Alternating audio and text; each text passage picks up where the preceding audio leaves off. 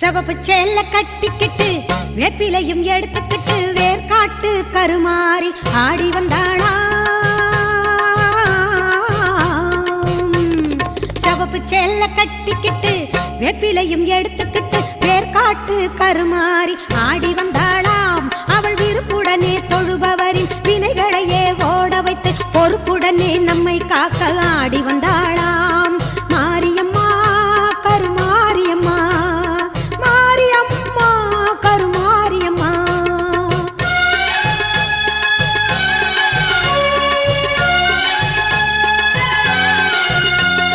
சிறப்புடனே பவனி வந்து சிந்தையிலே கூடி புகுந்து, சிறப்புடனே பவனி வந்து சிந்தையிலே கூடி புகுந்து கருணை உள்ளம் கொண்டு நம்மை காக்க வந்தாளாம்.